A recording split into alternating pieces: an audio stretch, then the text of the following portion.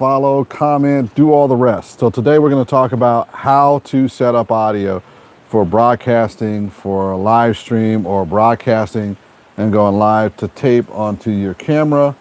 The best way to do it if you have an FX series camera. Now, FX series cameras are unique compared to all the other cameras out there because they come with a handle in the Sony series. It could be the FX6, it could be the FX3 or the FX30. So the FX3 and FX30 and FX6 all pretty much have the same setups. First thing you're going to need to do is this. You're going to need to find your XLR slots. This is going to be your best possible audio, period. You're going to plug an XLR cable into it, and you're going to want to have an XLR out to your audio media board.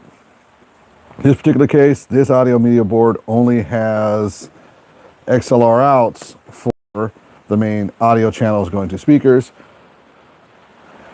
You can use the XLR in there and get really clean audio, and depending on how they're doing it, they may only need one channel and you can use one channel for yours. Or there's an alternative, and I'll have another video for that, but this is how you would do it for a single channel.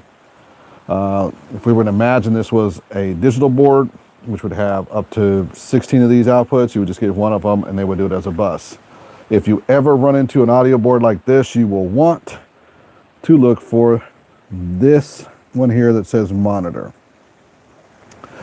And we're going to imagine a little change in the cable, but this is going to be your channels and this is going to be your monitor, and you want to set your monitor volume. That's what's going to be for your camera. And then this is going to be your monitor out right here. And we're going to imagine that this XLR slot is sitting over here where it says monitor. If you only have an XLR cable, there is an adapter you can use in that cable to plug into here, and it'll give you audio going out. And that is how I would recommend that you get audio going into the camera. Then comes a couple of different bits of the setup. The first setup is to ask your audio engineer to give you what's called a clean bus or a non-EQ'd or no post EQing on the bus. Be very specific. You do not want a matrix. You want a bus. You want it clean. And you tell them exactly what microphones and what you want for sound signal. If they can't do it, go find their producer who's on set with them.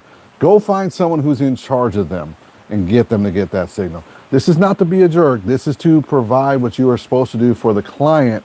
And sometimes if they choose to put you through the matrix, they'll get their volumes and other mic pieces not sounding good for the live stream because they think the EQ'd version that's in the surrounding sound that they hear there is going to sound the same on the stream. And they do not. With the way that YouTube and some of the other ones do it, they actually adjust that for themselves.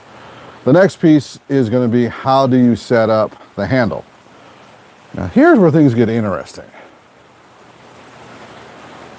On all of the Sonys, they have this handle that has several different inputs and outputs. This would be your signal controls. This is line, microphone with 48 volt phantom. This will be your pad or your attenuator, which would have a 10 decibel or 20 decibel. And then this is your volume control that goes from 0 to 100 or 0 to 10. And then you have auto levels, and then you can link, which would link XLR 1 and 2 together to give you the same channel signal going into your recording. And what some people do, and what I like to do to give myself a safety, is I'll put this one a little bit lower than this one, and so your left and right will have different signal levels to them, and it makes it where it's a very, very clean and protected signal, so if there's a spike, you still have a good signal. And that's one of the ways you would put audio into your camera for broadcasting. Now here's the live to tape scenario too. If you happen to be, and let's talk about this, if you just happen to be doing recording of that event while streaming the event, and you want to have a backup track for audio to sync audio later, just in case that signal doesn't stay clean or has an issue, or you just want some ambient audio from the crowd, because sometimes it's nice to add that in. You can add in a shotgun microphone. And this one is a powered shotgun microphone, and you have an auxiliary input right here, which allows you to put those microphone levels in. And this will put the 3 and 4 track will get that audio. Or you can do this producer's audio. Some of us do allow our producers to have lavaliers on them. So you may have a producer and an executive director, and as we're shooting this live event, they're thinking about post-production. And since not all 4 channels of audio are going to be going through the live stream, just 2 of them, they can actually speak while this is recording the live stream and give notes to the post-production editor as to saying, well, we don't want this shot in here. We would like to put up like the slides or something instead. Can you do that when you do the edit? And you know, that just ends up on track 3 and 4. And the editor hears that and goes, oh, okay, cool. This is where they want to put this in place of it. And then they can just throw the slides on top and things like that. Especially if they're just getting a recording or we had any recording issues. These are some of the things you can do with audio on production. It's called a day. That was a nice 5-6 minutes. Hopefully I get better at doing this so people like it. All right, gotta go. Peace.